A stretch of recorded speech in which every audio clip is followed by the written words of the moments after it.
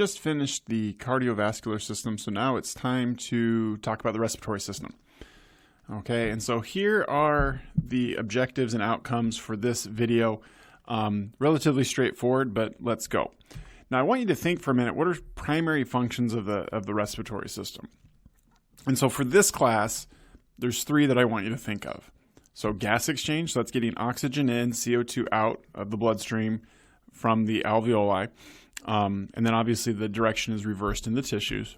Acid-base balance, which we'll get into really, we'll tie that in with the urinary system because they work together to maintain acid-base balance. And then heat loss.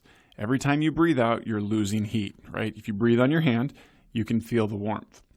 Now, other functions include vocalization. It's a pathogen or defense against pathogens. We actually have to humidify the air to help gas exchange occur.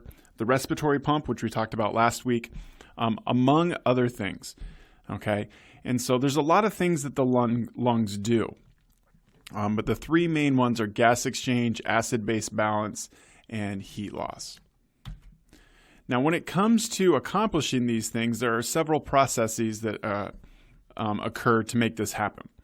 Okay, and really we're talking about gas exchange. So ventilation is just getting air in and out of the lungs from the atmosphere. External respiration is that gas exchange that occurs at the lung, whereas internal respiration occurs in the systemic capillaries. And then we've got cellular respiration, which is where we take that oxygen and use it to create ATP. So this is glycolysis, Krebs, the electron transport chain. All right.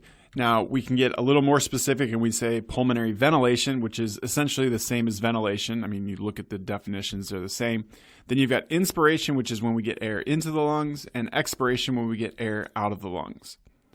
Now, when it comes to breathing, it's important to know that breathing is both active and passive.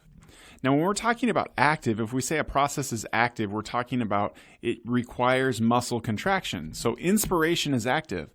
All that you need to do at its simplest form is contract the diaphragm. And we're going to talk about on the next video how that actually allows airflow into the alveoli. Expiration, on the other hand, is normally passive, or at least at rest is passive. You don't have to contract any muscles. All you have to do is relax your diaphragm. But when we need more air, we have to get more air out, then it becomes active, okay, because you have to use some muscle contraction to have this occur. Okay, so this can occur during exercise, this can occur if you're blowing out a candle, that sort of thing. And so when we are doing quiet inspiration, or just what you're probably experiencing as you watch this video, unless you're on the treadmill at the gym, you're using your diaphragm and scalenes that are innervated by your phrenic nerve. Okay. Now, if we have forced inspiration, so you're taking bigger than normal breaths, you're adding the external intercostals, and so you're activating, those are being activated by your intercostal nerves. Now, during forced expiration, you're using your internal intercostals and your abdominal muscles, and those are activated by your vagus nerve. And so that's a basic overview of the functions and just kind of how your respiratory system works.